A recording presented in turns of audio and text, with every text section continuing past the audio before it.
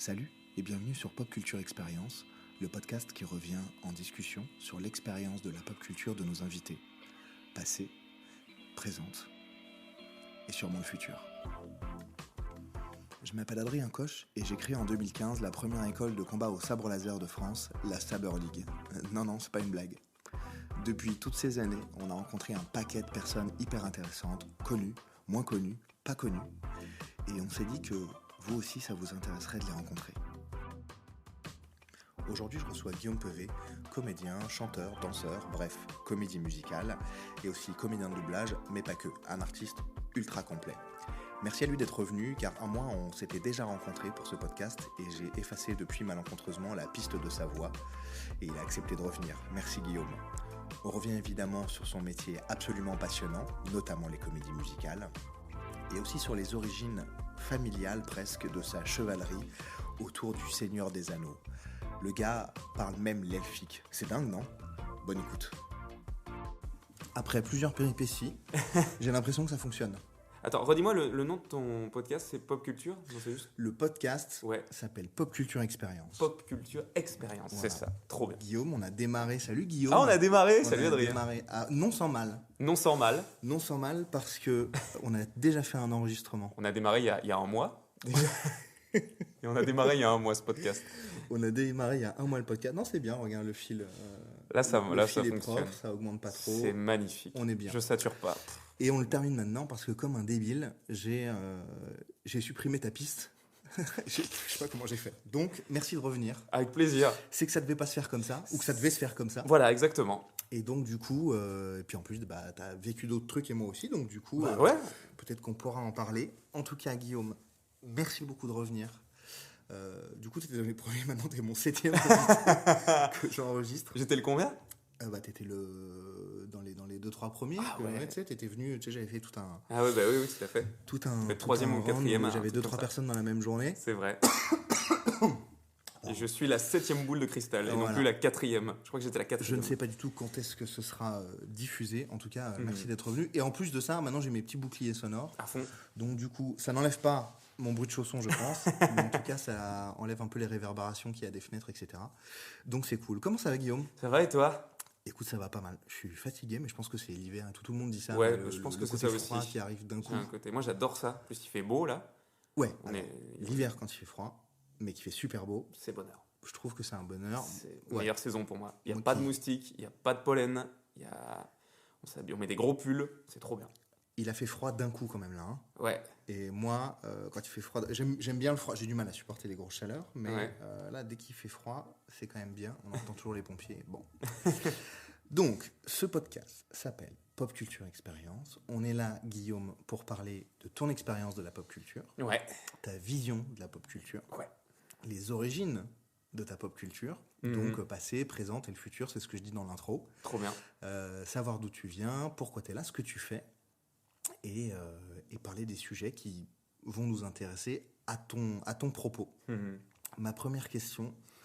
Je n'ai pas vraiment de questions précises, sauf en début et fin, et puis après on laisse libre à la conversation. Ma première question, qui va être la même, je pense que la dernière fois, c'est Guillaume, quel est ton super pouvoir ? Ah, c'était pas ta première question la dernière fois. Non, c'était quoi que j'avais dit ? Je sais plus, on avait commencé sur des références, etc. Machin. Bon. Alors mon super pouvoir... Ma question, c'est celle-là. Mon super pouvoir, je vais te répondre la même chose que la dernière fois. Je crois que j'ai un visage de gentil. Je crois que j'ai une tête de gentil. Et ce qui fait que...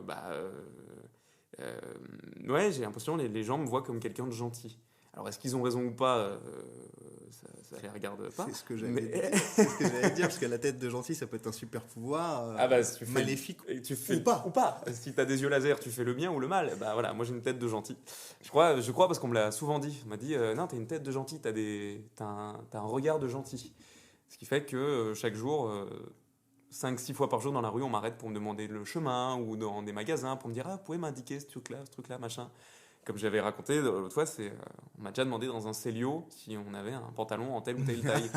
Parce que je m'habille quasi qu'en Célio. Mais donc, du coup, j'avais répondu à la dame. J'avais dit « allez voir là-bas, c'est sans doute là-bas. » Je lui avais pas dit que je bossais pas là, mais voilà. Donc je crois que mon super pouvoir, c'est d'avoir une tête de gentil. Voilà. Et d'avoir des super copains aussi. Ça, bon, c'est un peu... C'est de la démagogie un peu, mais c'est vrai. J'ai vraiment des potes en or. Donc il y a un truc de karma, je pense, un peu qui se fait. Je crois que j'ai un bon karma. Je sais pas si c'est un super pouvoir parce que c'est un truc qui s'entretient. Mais voilà. Je vais dire ça comme réponse. Et est-ce que tu penses que t'es gentil? J'essaye de l'être. Comme je dis, j'essaie d'avoir un bon karma, donc de faire plutôt le bien autour de moi. Vu que je pense que le positif attire le positif. Je crois pas en des tonnes de trucs. Je suis devenu athée avec le temps. Mais le karma, j'ai envie d'y croire. Si tu fais du bien, si tu sèmes le bien, ben, tu récoltes le bien autour de toi. Enfin, en tout cas, moi, je l'ai expérimenté comme ça. Donc, ouais, en tout cas, j'essaye d'être gentil. J'aime pas les gens méchants. J'aime, j'aime pas être méchant. J'aime pas dire du mal. J'aime pas ressentir de la colère. J'aime pas ressentir de la tristesse. Ça, personne n'aime ça de toute façon. Mais ouais, en tout cas, je fais tout pour être gentil, je pense. Peut-être pas à moi de répondre, mais en tout cas. Non, c'est bien. Vous entendez sûrement mon chien ronfler comme d'habitude, mais c'est pas grave. Il a un pouvoir. Ça, j'aimerais avoir son super pouvoir pour m'endormir. De aussi dormir, vite. ah bah oui, laisse tomber. Les chiens, Il y a 10 secondes, il était réveillé, là, pouf, il dort. Il était à fond. Bon, ça me fait penser à un spectacle de Gad Elmaleh, où et du coup ça va te concerner directement, où il retrace un peu les comédies musicales. Et donc il y a toujours les gentils et les méchants. Et tu vois, t'as toujours la petite fille qui est gentille et tout, et puis le héros qui arrive envers les méchants et il chante Pourquoi vous faites ça? Oui, c'est un peu très vrai. bien d'être méchant. C'est vraiment ça. Il dit quoi? C'est mieux d'être gentil et en bonne santé. Il dit quoi d'autre? Que pauvre et malade comme un chien. Pourquoi vous faites ça? Mais putain, il a raison finalement. On pourrait se poser la question, pourquoi les méchants? Pourquoi ils sont méchants? Pourquoi ils sont méchants? Ils voient bien que ça apporte que du méchants. mauvais. C'est pas bien d'être un méchant. Soyez gentils. Soyez gentil, c'est mieux d'être un gentil. Soyez un gentil. Ah, il faut de tout dans l'univers. C'est le yin, les yang. Hein, Ah, bah s'il n'y a pas de gentil, il n'y a pas de méchant. S'il n'y a pas de Sith, il n'y a pas de Jedi, hein, j'ai envie de te dire. Pas mal, Voilà. pas mal la ref. J'ai envie de te dire, la ref. Guillaume, la référence arrive à point nommé parce que je t'ai pas présenté là au début sur ce que tu faisais dans la vie. C'est vrai. J'aime pas trop dire moi. En général, tu poses la question aux gens, tu fais quoi dans la vie? Et tout de suite, ils te donnent le travail immédiatement. Ouais, bah ouais. C'est mon boulot, tous les jours je fais ça. Et ouais, mais sinon, il est à côté. Ouais. Et en fait, bon, j'ai la chance de pouvoir exercer un métier me concernant où je suis mon propre patron quelque part, et toi aussi quelque part, parce que tu es dans une un peu, ouais, dans un sens, ouais. Une sorte d'indépendance, si tu veux, tu n'en as Ouais. pas qu'un seul patron. C'est ça. Je vais te définir, si tant est qu'on puisse te définir correctement, que ça te définisse, mais en tout cas dans une partie de ta vie, tu me diras si c'est correct. Guillaume, tu es comédien. Tout à fait. Chanteur. Tout à fait. Acteur, enfin comédien. Ouais, ouais. Voilà. Ce qui englobe, tout à fait.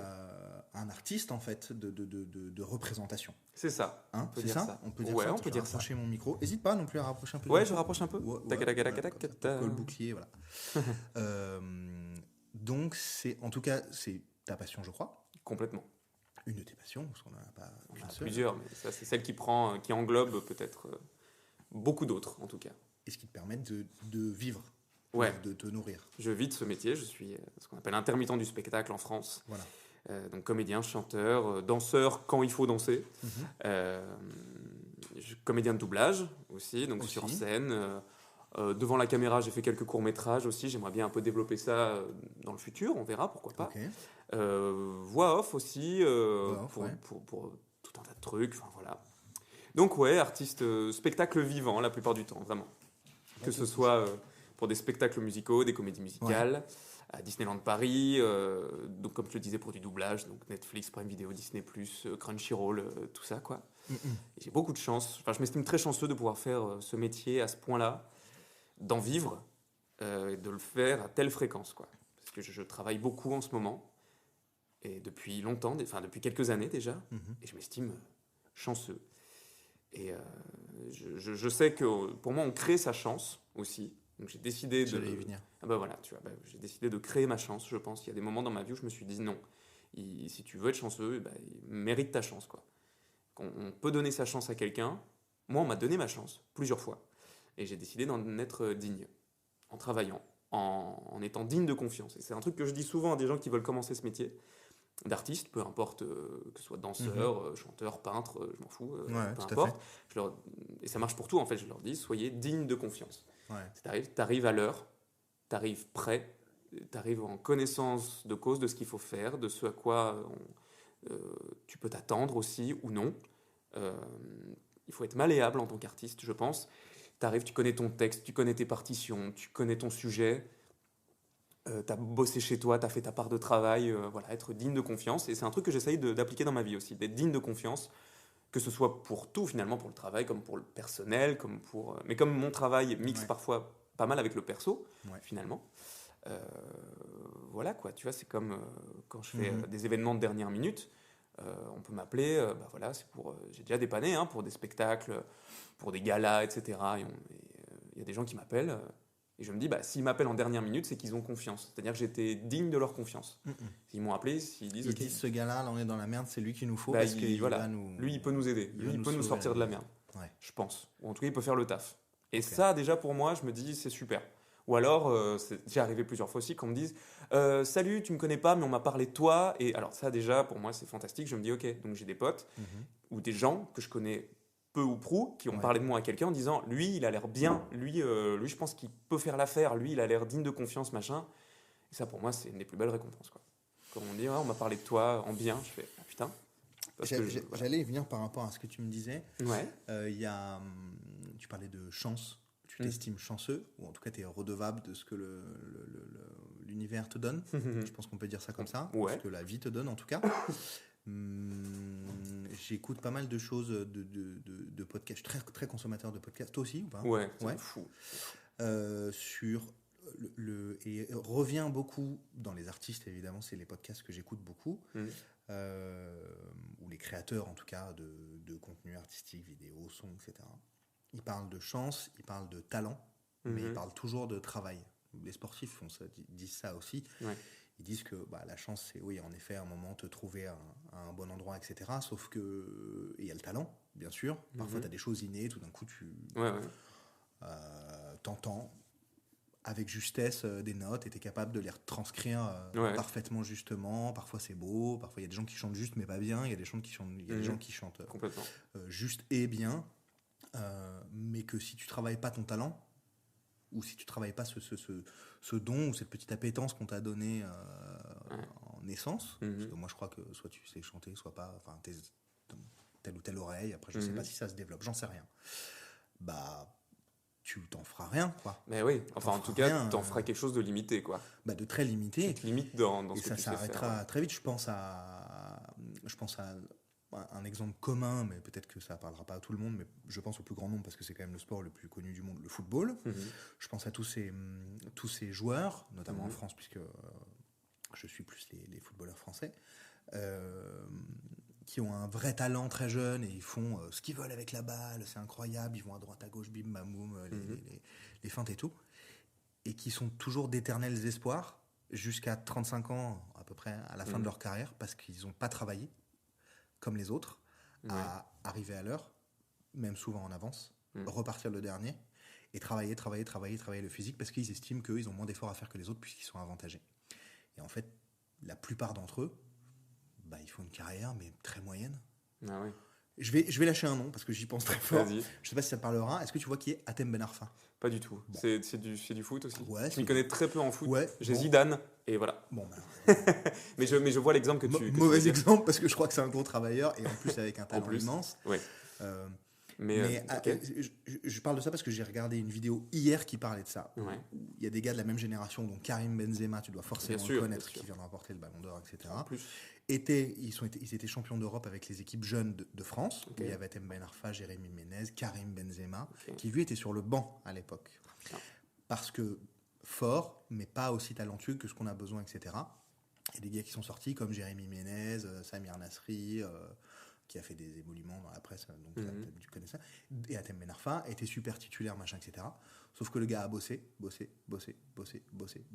titulaire indiscutable au Real Madrid. Il est revenu en France, Ballon d'Or, meilleur joueur du monde, terminé, bonsoir. Parce qu'il a bossé, et Samir Nasri disait hier, puis après je couperai avec le foot, mais c'est pour rebondir avec ce que tu as dit. Bien sûr.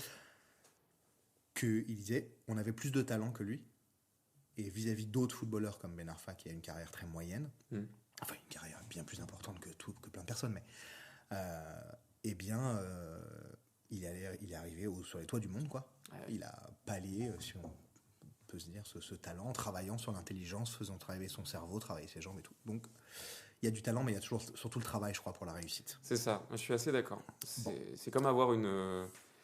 je fais beaucoup de, je fais beaucoup de comparaisons avec les trucs de chevalier, etc. Vous vous rendrez compte peut-être quand on parle, mais parce que je suis élève dans la structure d'Adrien, de son école de sabre laser. C'est vrai. Et il y en a beaucoup qui veulent tout de suite qu'on se tape dessus, etc. Et on passe toujours par les fondamentaux, par le travail du maniement du sabre, etc. Et moi, il y a une phrase que je dis souvent, c'est « ça sert à rien d'avoir une épée si elle n'est pas aiguisée ». Se battre avec une épée émoussée, c'est comme faire son métier avec un talent que t'as pas travaillé dessus. Ça sert à rien d'aller au casse-pipe sans avoir bossé avant, ça sert à rien en fait. Ouais, si t'as pas les outils. Si t'as pas les outils, ça sert à rien. Tu vois, il y a un truc de... Le travail, le talent, ça remplacera jamais le travail, je pense. Non, c'est impossible. Jamais. C'est impossible. Tu vois, moi je rebondis là-dessus, c'est Ed Sheeran par exemple. Je sais pas si tu vois qui c'est.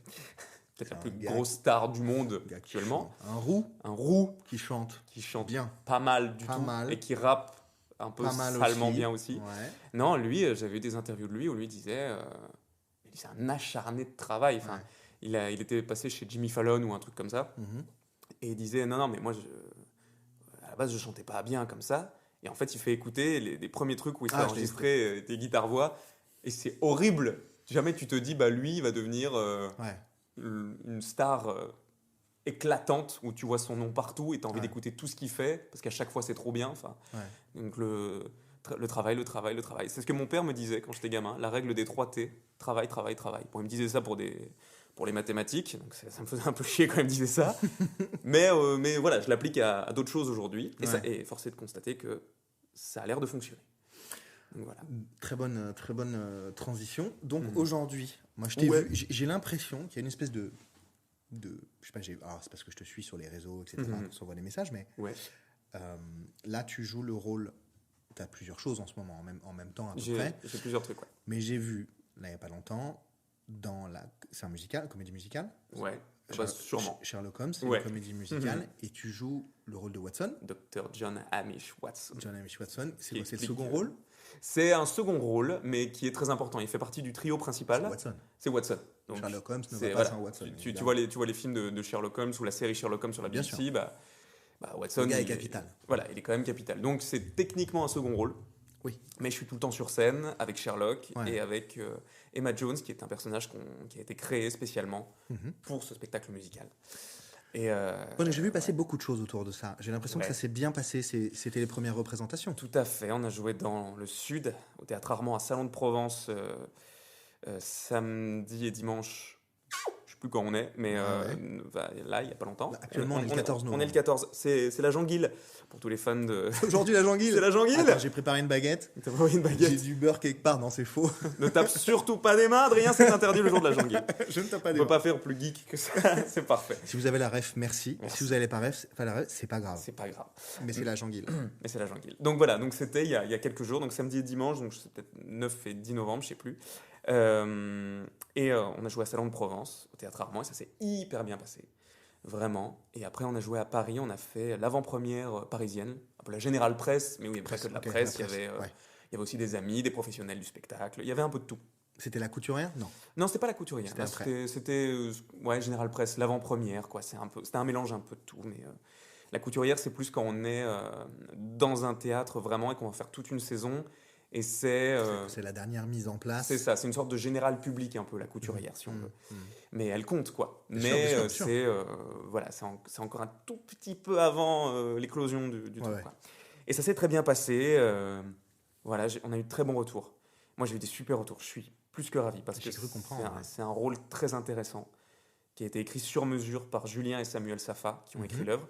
Ces deux espèces de malades, ils m'ont proposé le rôle. C'est pas ils m'ont fait passer une audition, ils m'ont dit...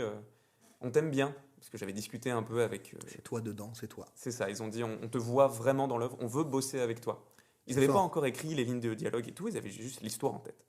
Et ils m'ont dit, ouais, j'ai envie de bosser avec toi. C'est fort. Ça, C'est pour ça que j'ai insisté pour que tu reviennes. Mais oui. Parce que bientôt, on pourra plus te parler, on pourra plus t'approcher.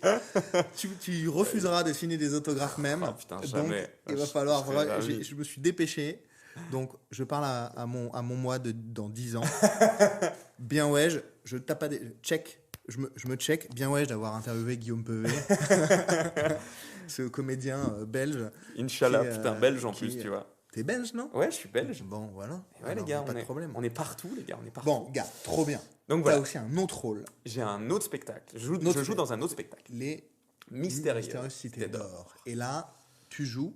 Alors, je joue 2 rôles en alternance. Ah Je oui, joue- désormais, c'est 2 rôles. Maintenant, c'est 2 rôles. Alors, à la base, je faisais le lieutenant Alvarez, qui est un Mhm. conquistador, qui est un des méchants de la série, qui apparaît très peu dans la série finalement. Il est dans 2-3 épisodes. Donc, tu fais un méchant. Donc là, je faisais un méchant. C'est le premier méchant que je fais de ma vie, mais c'est un méchant ridicule, du coup, ça va. Je le fais avec beaucoup d'humour et beaucoup d'amour, parce que j'adore ce personnage, Mhm. que j'ai un peu créé, parce que comme il est très peu dans l'œuvre, Mhm. bah voilà, on s'est fait plaisir, quoi. Ok. Et donc voilà, et je joue aussi, de temps en temps, quelques dates, le rôle du capitaine Mendoza, Ah, c'est ça. qui est un gentil. Qui est un gentil avec une part un peu sombre, parce qu'il veut d'abord servir que ses propres intérêts. C'est un rôle plus important. C'est un rôle beaucoup plus important. Bah, là, c'est carrément le premier rôle avec Esteban, Zia et Tao, les 3 enfants de l'œuvre. Mais vraiment, Mendoza, c'est, on va dire, il est tout le temps sur scène aussi, quasiment, quoi. Pourquoi en alternance? Eh bien, parce qu'en fait, comme j'étais aussi dans Sherlock Holmes, il a fallu que je me libère sur des dates. Mhm. Et en fait, j'ai annoncé ça à la production des Cités d'Or. Et donc, ils ont décidé de prendre un comédien en plus de moi pour me remplacer quand je suis pas là. Mhm. Et en fait, l'année dernière, donc on a joué une 60aine de fois Mhm. en 2021-2022. Pardon. Je t'en prie. Et en fait, le comédien qui joue Mendoza m'a dit, mais est-ce que toi, ça te dirait de faire des dates l'année prochaine en Mendoza? Parce que je suis sûr que tu peux le faire et tout. Moi, j'étais refait. J'étais, waouh, ouais, carrément. Parce que lui, il a plein d'autres spectacles aussi à côté. Il s'appelle Sebastião Saramago, un très bon copain, super d'artiste. Et en fait, du coup, il a demandé à la production, il a dit, écoutez, Guillaume, il reprend mon rôle sur quelques dates. Comme ça, lui, ça lui fait bosser un rôle en plus. Et en fait, tout le monde est content. Parce que les jours où moi je suis pas là, il y a un Mendoza et un Alvarez. Les jours où Seb est pas là, il y a quand même un Mendoza et un Alvarez. Et le jour où Benoît, qui me remplace en Alvarez, n'est pas là, il y a quand même Il ronfle, ça me rend hystérique. un Mendoza et un Je Alvarez. l'entends. Pousse-toi. Je l'entends ronfler. Je lui ai lancé un chausson.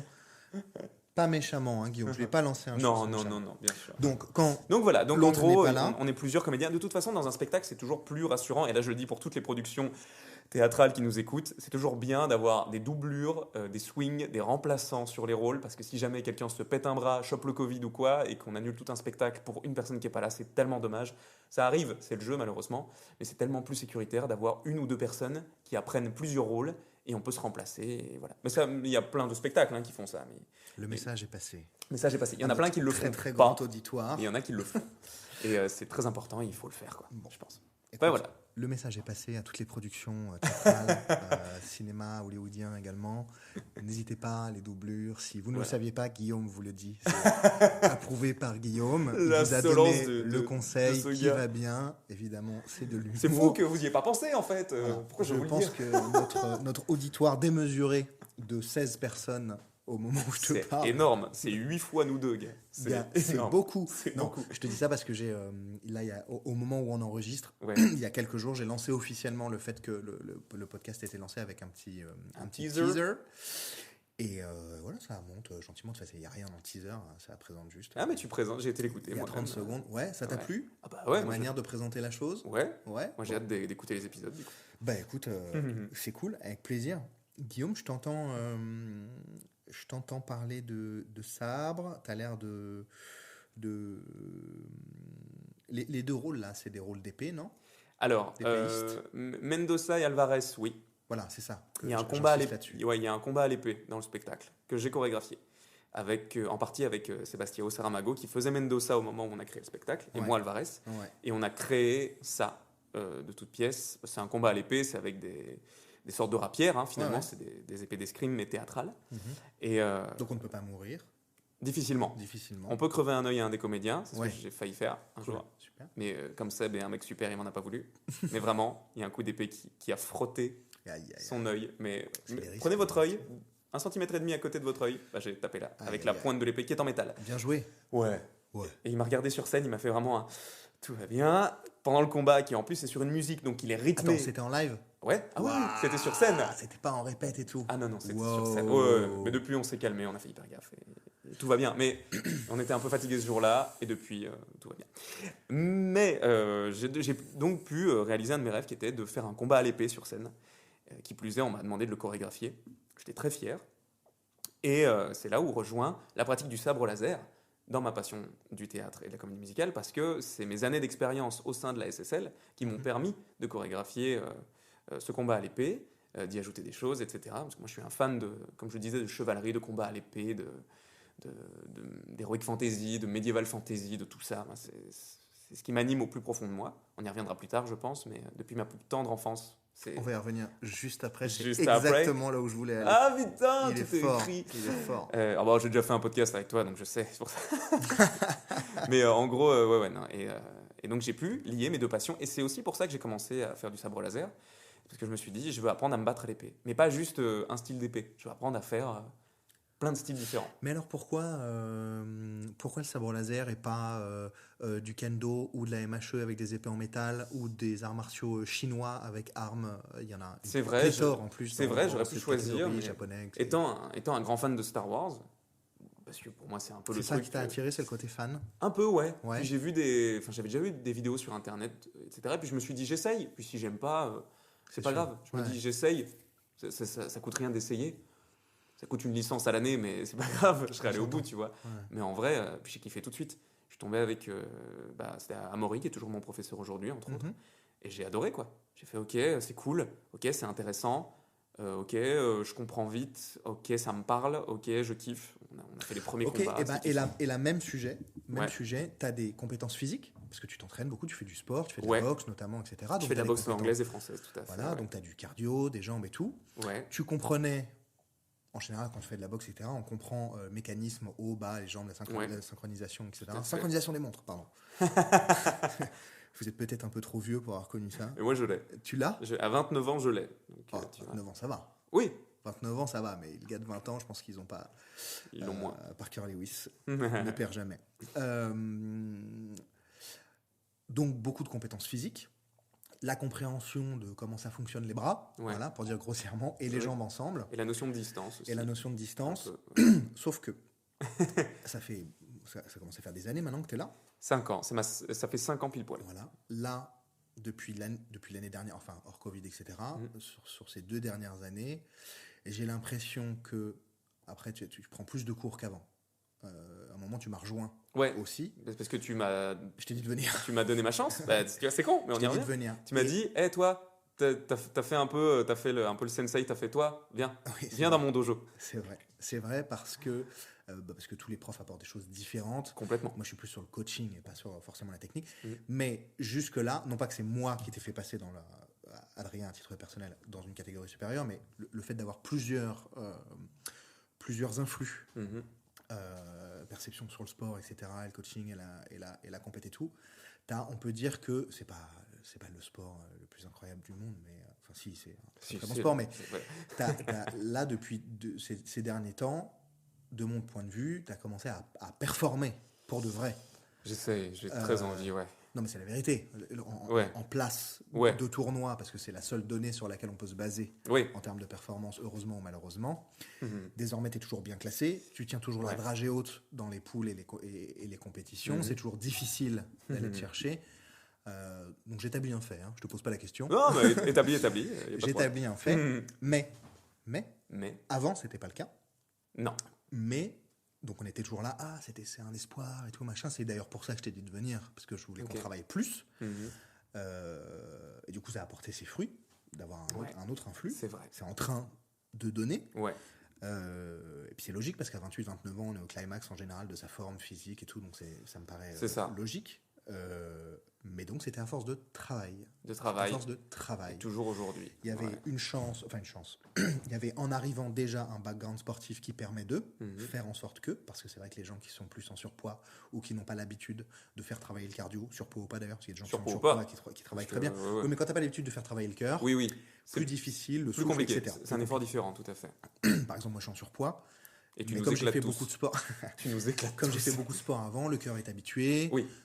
Il y a encore C'est ça. des choses techniques entre les jambes et les bras qui fonctionnent. Voilà. Mm. L'expérience fait tout de toute façon. Voilà. Et le travail. Et le Donc travail. c'était juste pour souligner ça. J'ai beaucoup parlé, mais c'était pour dire que avant c'était bien, mais pas performant. Ouais, Et là, c'est en train de performer parce que tu as travaillé. c'est ça. Et je continue de travailler. Toujours avec toi, avec Amaury, mon autre professeur, et d'autres élèves très expérimentés. Et avec humilité également. Et avec humilité, Obligé, toujours. obligé, sinon, salut. Ah bah non, ouais. Sinon, salut, t'es rien, t'es personne. Non, ça sert à rien. Bon, je voudrais revenir sur Ouais. parce que ça me paraît important, puisque Mhm. c'est quand même la teneur du podcast. Ouais. On a de toute façon là beaucoup parlé de pop culture, Mine de comédie rien. musicale, etc. Et toutes les références dont on parle, c'est Mhm. clairement ça. Puis c'est ta pop culture, C'est ma pop culture. donc c'est très bien d'en parler. On pourra revenir sur les comédies musicales après, peut-être les projets. Ouais, ouais. Bon, je t'ai entendu parler d'Heroic Fantasy, Ouais. d'épée, de Mhm. combat, de lame, machin, etc. J'ai l'impression que J'ai l'impression que ce c'est ton chien dort. ronflement, j'ai l'impression que mon chien dort. Il est très très loin, il est en train de réfléchir. Okami? Non, Mais au moins, tu l'appelles tout de suite, quoi. je fais dodo.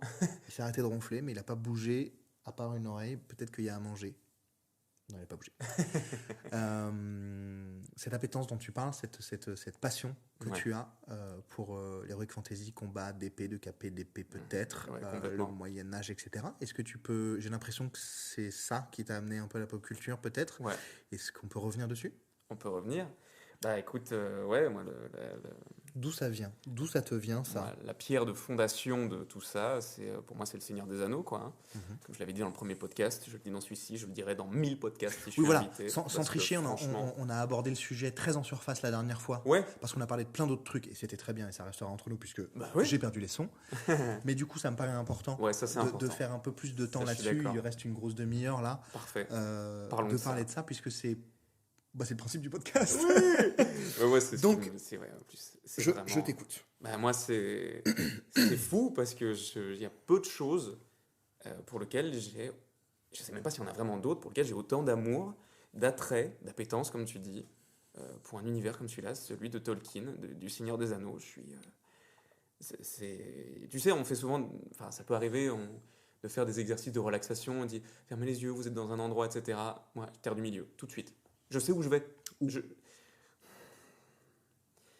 Plein d'endroits en plus, ça peut être la forêt de Fangorn, ça peut être dans la comté, parce que la comté, c'est vraiment, les gars, ils ont tout compris. C'est un endroit paisible, ou même chez les elfes, enfin tu vois, à chaque fois je change un peu d'endroit. Même le Minas Tirith, c'est un truc qui me fait, oh, putain, j'ai envie de vivre dans cette réalité, quoi. C'est un truc qui m'apaise, autant que ça me passionne, autant que ça me fait fulminer.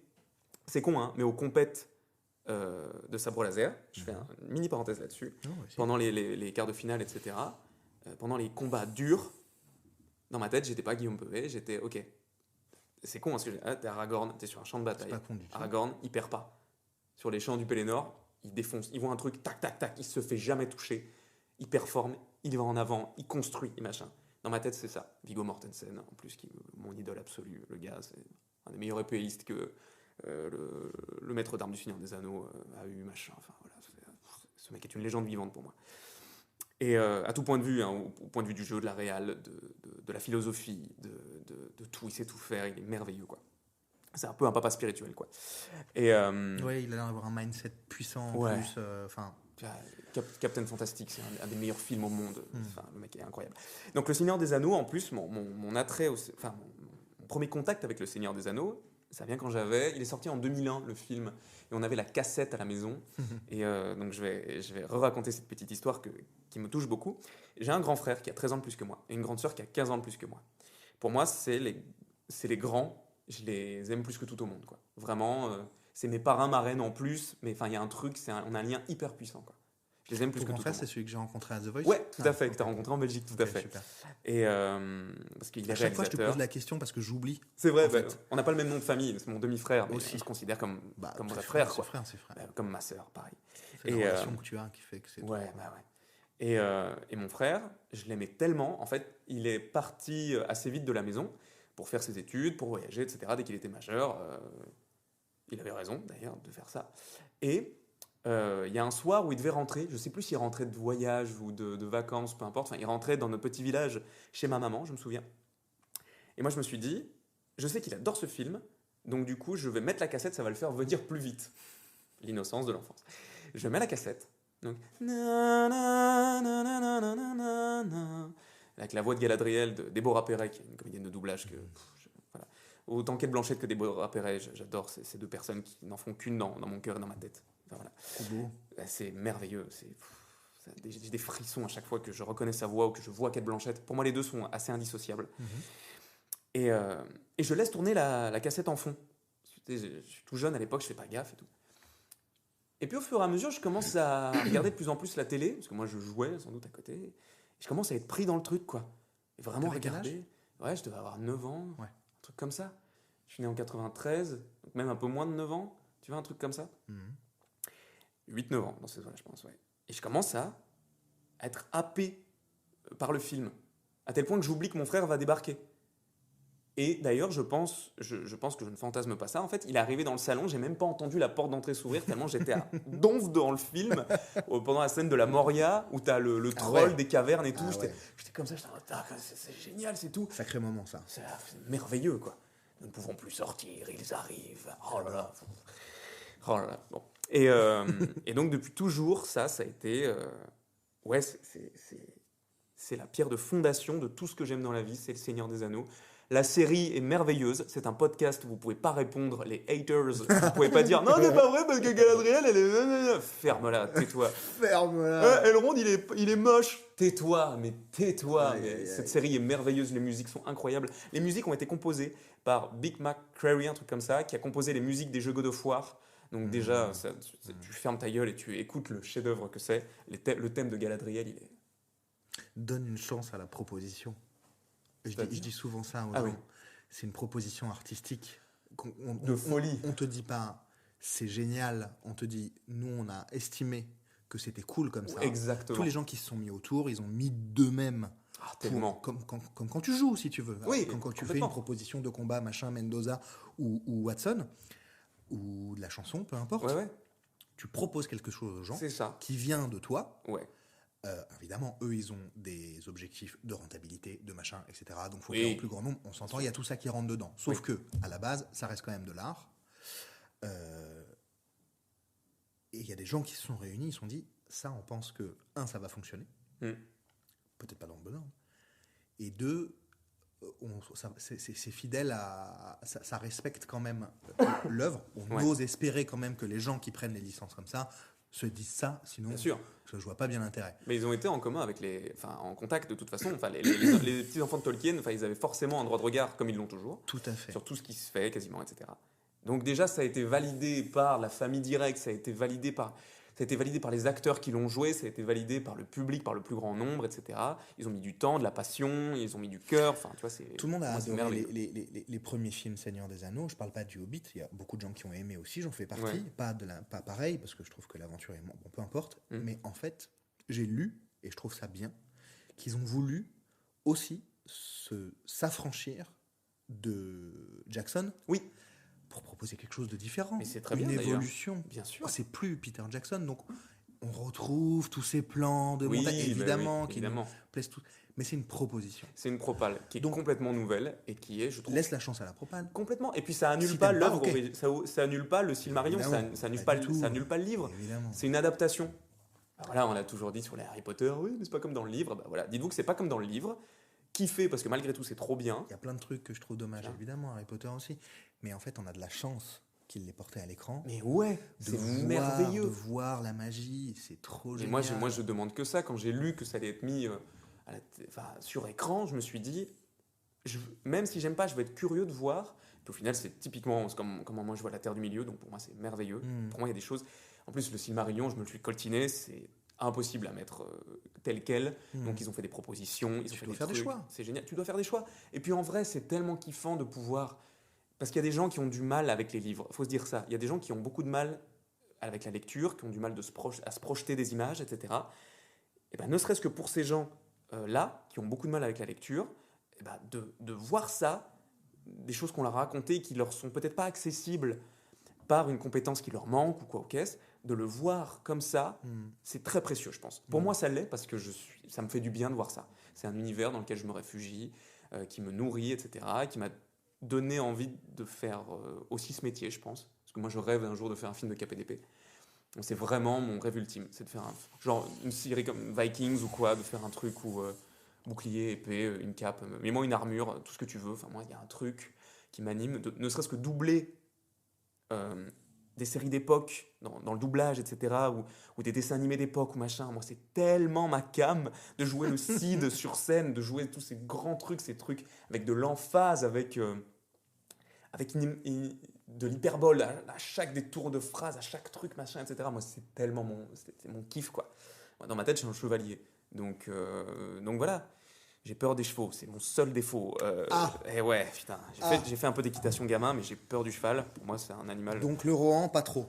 Le Rohan, un peu moins. Le Rohan à la cuisine, quoi. La place du Rohan, c'est à la cuisine. À la cuisine. Et Attends, Owen et son ragoût de merde. Donc un intendant, ça compte. C'est capital pour les batailles. Bien Mais sûr. toi, t'as envie de te battre. Ah ouais, bah ouais. J'ai entendu, je te coupe, pardon, j'ai Ah bah, je t'en entendu, je me réfugie Ouais. dedans. Tu te réfugies quand t'es triste, Quand j'ai triste. quand j'ai triste, Tu vois. quand j'ai heureux, Quand j'ai heureux. quand j'ai content, Quand je suis doute. Quand j'ai colère. quand j'ai colère, quand je suis Quand je doute. suis faim. Non, quand. Tu vois qui c'est Artus? Oui, bien sûr. Et quand il fait son personnage son Sylvain, là. Ah, Bonjour, c'est Sylvain. C'est pas bien. Je vous avais promis que j'allais montrer mes couilles. Ouais. Je vous recommande fortement d'aller c'est voir très ça. très bon. Ouais, c'est Très bon improvisateur, très bon comédien. Donc, Je m'y réfugie. Ouais, parce que ouais, en fait, c'est comme ça a tellement teinté mon âme, littéralement, et mon cœur, et ma créativité. Ça fait tellement partie de moi que bah, c'est mon jardin secret. Et donc, quand j'ai des doutes, quand je suis pas bien, quand je suis triste, quand j'ai peur, j'ai ces images qui me viennent en tête. Vraiment, Ça te rassure? Ça me rassure, ouais. Et c'est un truc de l'enfance un peu. C'est un truc qui me ramène, quoi, tu vois. Aussi. Ça fait venir ton frère. Ouais, il y a quelque chose de ça, je pense. Je pense que je lie mon frère à ça, qui lui était fan de l'œuvre aussi, qui aujourd'hui, beaucoup moins, je pense. C'est juste moi, j'ai phasé là-dessus. Mais c'est lui qui m'a donné envie T'as été happé, quoi. découvrir ça. Ouais. Il a été le point de départ. Il le sait peut-être pas, hein, d'ailleurs. Il découvrira peut-être en écoutant ce podcast. Mais ouais. Et puis mon grand frère, je l'ai admiré, je l'admire toujours, parce que c'est un être humain pour moi extraordinaire.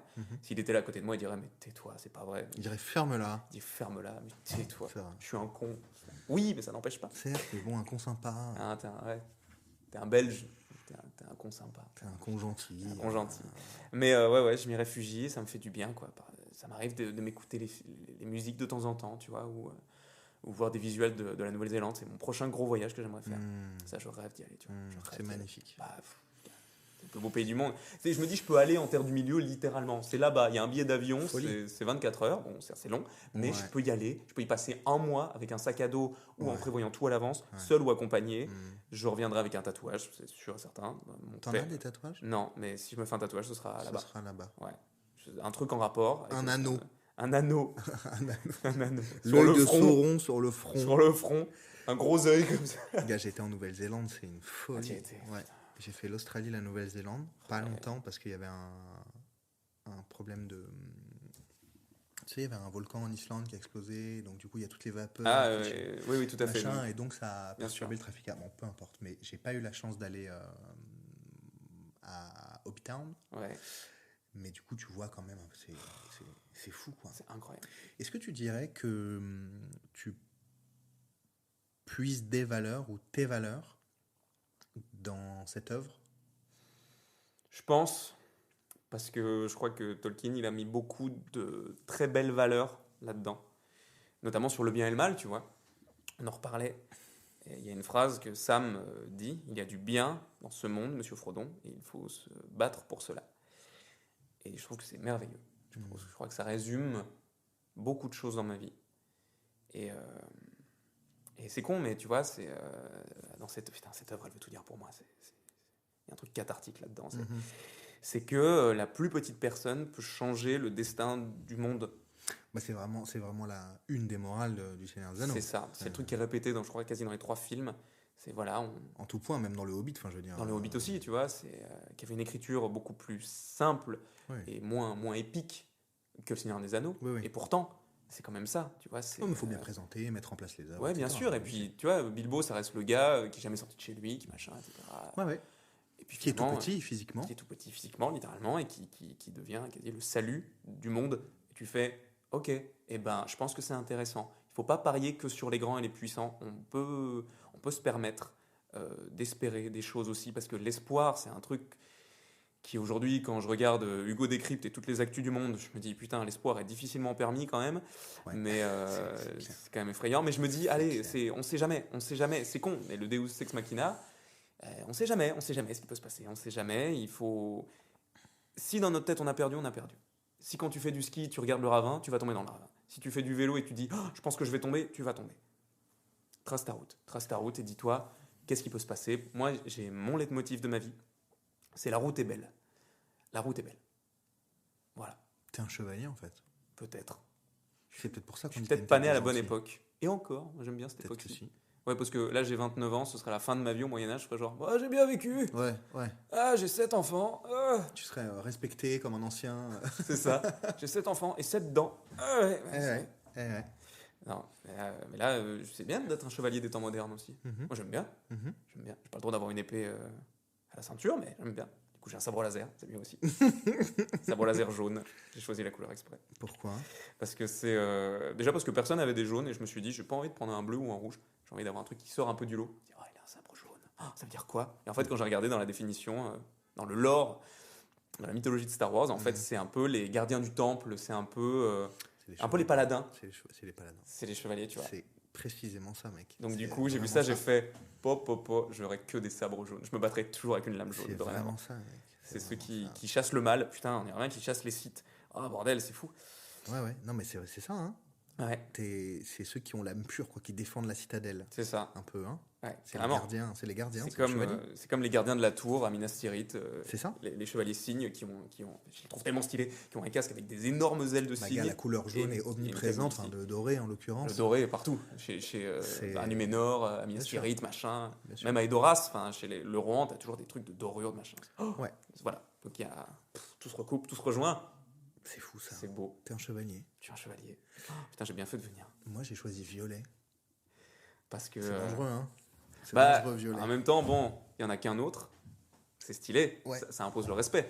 Je sais pas. C'est un peu teinté de, tu vois. Si vous aimez Star Wars et que vous aimez la couleur violette, la signification, en tout cas, on parle un peu de mythologie et tout, et du lore. Si vous avez le jaune, vous êtes un chevalier, un paladin, un défenseur, wow, un défenseur, et c'est parce que j'ai pensé en anglais, un défenseur des hautes valeurs. C'est ça. On peut dire ça. Je crois qu'on peut dire ça.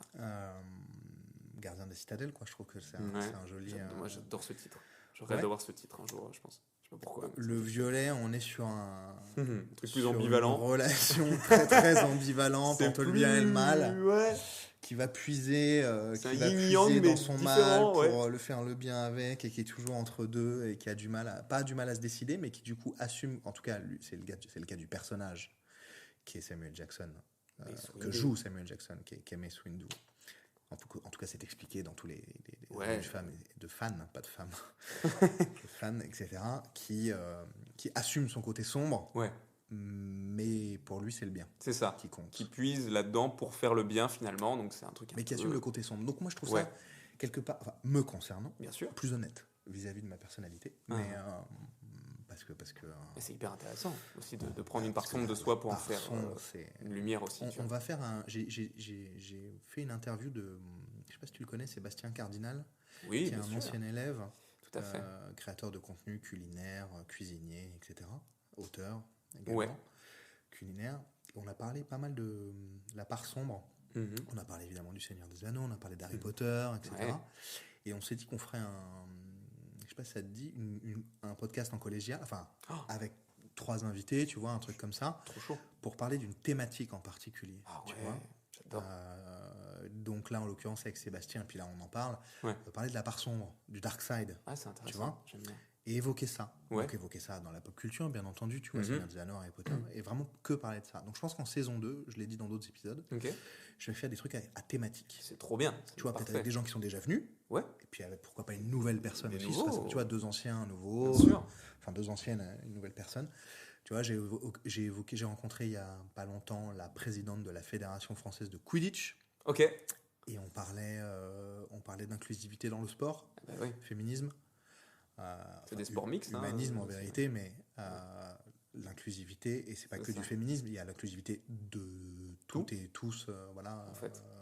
peu importe l'identité Tous. que toi tu, ouais, C'est tous, ça. que tu estimes avoir, ça te Mhm. regarde bien.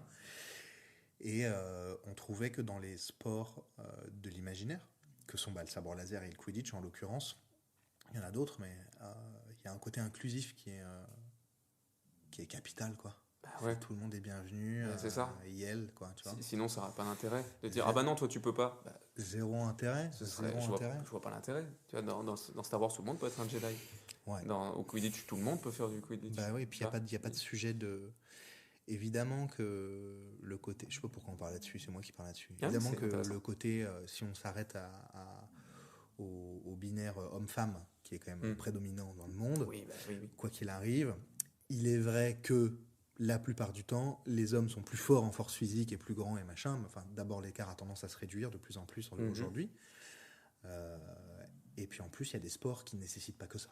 Bien sûr. Tu vois, donc c'est bien que le sabre laser et le Quidditch notamment puissent permettre ce genre de choses. Carrément. Je trouve ça capital parce que ça met le sport sur un autre niveau. Mhm. Tu vois, ça met le sport ailleurs, quoi. Moi, je trouve ça bien. Bon, bref, pardon, parenthèse refermée, j'ai beaucoup parlé, c'est pas du tout mon interview. Mais voilà. Donc, tu es un chevalier. Putain, peut-être, ouais. Qu'est-ce que tu penses de... On arrive tranquillement, doucement vers la fin. Ouais. Qu'est-ce que tu penses de la... Je suis en train de changer de question en fait dans ma tête. C'est Eh pour bah, ça que je je laisse change un de blanc. question, il n'y a pas de problème. Je te suis. C'est quoi la pop culture aujourd'hui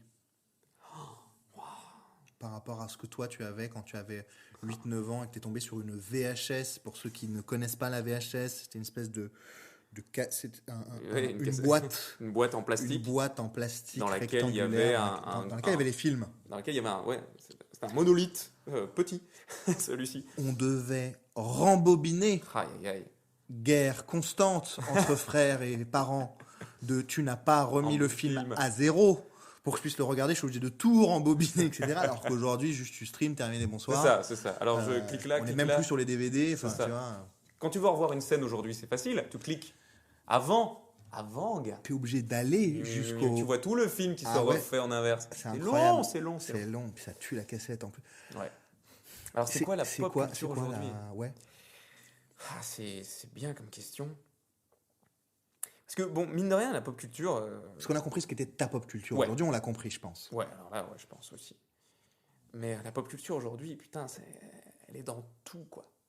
Elle est dans tout. Tu vois, là, je lève les yeux, je vois l'affiche au but Chaumont jouet, objet pour être reine, bah, c'est Friends, quoi. Exactement. Direct, c'est Friends. Complètement. Friends, c'est de la méga pop culture. T'as une PS4 dans ton salon, c'est de la pop culture. T'as... J'ai le cadre aussi de Friends, là. Le cadre jaune. Oui, de la t'as le porte. cadre, tout à fait. Mais tu vois, la pop culture, enfin, je veux dire, à une époque, tu sais, moi j'étais un pur geek, quoi. Vraiment, un geek, c'est un passionné avant tout. Je voulais y venir aussi. C'est quoi la définition de geek? Bah, un pour toi, geek, mais parfait. c'est un passionné. Et je crois que ça vient d'un terme allemand qui veut dire, je crois, un peu, je sais plus ce que ça veut dire, un truc comme passionné, un peu, pas fou, mais ça entre passionné et fou, il y a un truc, un délire un peu comme ça, il me semble. Et, Très très insistant en tout cas sur la. ouais, t'es à fond sur un truc, je pense. Il me semble que ça vient de là, étymologiquement parlant. Et en fait, c'est ça. Aujourd'hui, tout le monde est geek de quelque chose, je pense. On a tous de la pop culture chez nous. On a tous un t-shirt avec un truc brandé. Enfin, tu vois, les trucs. Aujourd'hui, t'as pas un magasin de fringues où il n'y a pas une référence à Marvel, à Star Wars, Désormais. Ouais. à Star Trek, C'est vrai. à tout ce qui se prête à ça. Maintenant, la pop culture, elle est partout. quand j'étais gamin, peut-être un peu moins. C'était pas dire de niche, mais tu vois, clairement, Un peu plus confidentiel, un peut-être. peu plus confidentiel, ouais. Tu vois, aujourd'hui, c'est devenu tellement cool de faire du Donjons et Dragons. À une époque, c'était un peu en mode. Ouais, ils sont chelous à jouer, à lancer des dés, à croire que c'est des chevaliers, des dragons, des magiciens, C'est machin. grâce à Stranger Things, tu penses? Peut-être que ça a rendu ça un peu cool. Je crois à Twitch aussi, qui a aussi un peu démocratisé au plus grand nombre de regarder tout ce qu'on peut faire. Regardez, c'est cool de faire ça tous ensemble. Puis les jeux vidéo. Enfin, tu vois, il y a un truc. Puis le cinéma aussi, hein, tu vois, c'est con, mais Marvel, avec tout leur cinématique univers, machin, ils ont rendu ça. C'est normal aujourd'hui de voir des films de super-héros. Ouais. Moi, quand j'étais gamin, on avait les 3 Spider-Man. C'était la folie furieuse. C'était luxueux d'avoir ça. Ouais, c'est vrai. Alors qu'aujourd'hui, on a 3 films de super-héros par an. Et encore, je pense qu'on peut faire x3, limite, vraiment. Que ce soit Marvel, C'est que ce vrai soit. qu'on n'avait pas ça. Moi, je m'identifie au on, tu vois, 29, 35 ans, on n'est pas si loin que ça. Ouais. On n'avait pas ça du tout. Pas ça. Il n'y avait pas une série qui sortait toutes les semaines sur Disney Plus pour te parler de personnages que tu as vu que dans un comics. Dans un mon truc enfance, un peu il n'y avait même pas chez d'ordi. Il n'y avait même pas d'ordi. Il n'y avait pas d'ordi. Alors J'avais bon. pas d'ordi, donc tu c'est vois. simple. Puis les comics en France, Oui, ça s'est démocratisé, mais un peu plus tard. Et puis finalement, ça se vend beaucoup moins qu'aux États-Unis. C'est comme les mangas et tout maintenant. Avec Crunchyroll qui a racheté Wakanim maintenant, la plus grande plateforme d'animé au monde, elle est française. C'est fou, quoi. Crunchyroll, c'est français, ouais. Ouais, c'est une boîte française. Et c'est fou, quoi. Je crois aussi, enfin, tu vois, c'est des boîtes aussi un peu comme Ankama, etc., qui ont participé à ça, à l'éclosion de la pop culture française aussi, parce que tu vois le travail qu'ils font, pour moi, c'est passionnant. Mais donc la pop culture aujourd'hui, qu'est-ce que c'est? Elle est partout. Elle est partout. C'est bien. Je pense, ouais. Je pense que c'est cool parce que tout le monde peut y trouver ce qu'il veut. Je crois que c'est un moyen aussi de pouvoir se faire accepter du plus grand nombre, peut-être, ou de trouver une famille qui te convient ou des amis qui te conviennent, ou de pouvoir découvrir un tas de trucs. Enfin, tu vois, vraiment, je pense que pour s'assumer et pour se définir, maintenant, on a un choix qui est immense et qui est pas mal vu. Parce que moi, je me souviens qu'au collège, lycée, quand je parlais du Seigneur des Anneaux, c'était oh putain, oh, le geek, regardez-le, il aime bien Donjons et Dragons, machin, etc. Ça alors a toujours qu'aujourd'hui, été un peu négatif ce terme. c'est fou, hein. Alors qu'en fait, moi j'adore ce terme. Moi j'aime trop, je m'y reconnais, quoi. Moi, je m'y reconnais bien. Il est mal utilisé dans les médias. Ouais. À tort, vraiment, sur plein de sujets. Moi, quand je le dis dans plein d'interviews, mais c'est obligé, puisque c'est des sujets qui nous regroupent autour de ce podcast. Moi, quand mon beau-père il me voit sur mon téléphone en train de regarder Instagram, il me dit arrête de geeker. Aucun rapport. Aucun fucking rapport. Ça n'a rien à voir. Je serais en train de jouer à Walking Dead. Oui. Ok. Oui, là, d'accord. Ou à Harry Potter ou machin. Oui. Aucun rapport. Je suis en train de. Comme lui, il fait. C'est ça. Sauf que il y a une définition. Je le cite à chaque fois parce que je le trouve important. Il faudrait que je le reçoive. Il s'appelle Olivier Oltramar, qui est ou était rédacteur en chef de Geek Magazine, Geek le Mag, qui est le magazine geek, etc. Ils font des reportages de fous sur tous les sujets de la pop culture qui nous intéressent. Vraiment tout. Vraiment tout. C'est super. Ouais. Et qui disait, j'ai plus la définition là précisément, je te la retrouverai plus tard, je la mettrai en commentaire de l'épisode là. La définition exacte, on disait que le geek, c'est une personne qui se définit pas uniquement dans le monde réel, mais qui puise aussi ses valeurs à imputer dans le monde réel, évidemment, puisqu'il vit sur Terre. Ouais. Il puise aussi ses valeurs et sa manière de penser dans les œuvres qu'il aime. C'est ça. En gros, c'est ça. Voilà. Bah, putain, donc, alors là, ça correspond précisément à ce que tu nous racontes. Ah, la vache de fou. C'est complètement ça. Et voilà, et qui se dit aussi, quand on va un peu plus dans la discussion, que les valeurs que transmet la société dans laquelle on est actuellement ne lui conviennent pas tout à fait ou pas du tout. Et oh là Okami, t'es en train de faire une syncope? Il rêve d'un gigot. Il rêve d'un gros gigot. Ne leur conviennent pas. Ouais. Ils trouvent des valeurs plus nobles, plus pures, plus en adéquation avec qui ils sont. Qui ils sont. Ils pensent être en tout cas, comme ils se définissent en tout cas, quoi qu'il arrive. Et donc c'est bien. Et je trouve ça d'une justesse terrible. Et donc du coup, laissons les gens vivre et rêver, quoi. Laissons entrer le soleil. Déjà. laissons. La comédie musicale, on y revient, putain. On y revient. C'est Guillaume, beau. On arrive tranquillement vers la fin du podcast. Oh, déjà, ça passe. Et je voudrais te poser... Ouais. C'est rigolo, c'est vrai qu'il m'appelle en même temps. Je voudrais te poser les questions de la fin. C'est Mais parti. faut que je les retrouve. Ouais. Parce que. Et Je ben, ouais. bouge pas. Je Une bouge pas. seconde. Mais je vais juste combler en disant que si Vas-y. il y a un truc dont on avait parlé la dernière fois et que j'ai pas réabordé ce coup-ci, parce que j'ai fait moins de digressions que la fois dernière, visiblement. Non, parce qu'on parle de bienveillance, etc. Et pour moi, j'ai un de mes maîtres à penser, c'est Kian Kojandi. Donc allez écouter Ah, tout ce qu'il Kian fait. Kojandi, Tu vois, allez-y. parce que là, moi j'ai un amour pour ce gars humain. Ce gars est formidable, quoi. Ce gars est merveilleux. Je rêve de travailler un jour avec lui. Peu importe le format, parce que j'ai déjà eu l'occasion de le croiser, le rencontrer vite fait, d'échanger un peu avec lui. Et quand même, Kian Kojandi, au niveau de la bienveillance. Et lui, il est l'exemple typique que la bienveillance et faire le bien autour de soi, ça attire du positif. Parce que tu vois, il raconte à chaque fois, il dit que. Enfin, il prône le positif et la gentillesse. Et visiblement, ça fonctionne pour lui. Et voilà. Il a dû quand même faire des choix. Alors, a priori, c'est lui qui le raconte. Ouais. Grosse dépression, etc. Bien sûr. Il a dû faire des choix aussi, il le dit lui-même, sur les gens toxiques qui l'entourent, Ah ouais, qui sont là pour la célébrité ou pour l'argent. La célébrité Celebrating. ou pour l'argent. ouais. Et Il faut faire attention. il faut faire Il faut attention. faire très attention. En fait, je lis les questions et tu as déjà répondu à ces questions. J'ai déjà répondu à ces questions. Ouais, tu as déjà répondu à j'ai ces répondu. questions. C'était le personnage préféré, la saga préférée, etc. Ah, je peux le redire, mais. Donc en fait, Aragorn. le Seigneur des Anneaux, Aragorn. on va plutôt partir sur ce que tu fais là, à savoir, Ouais.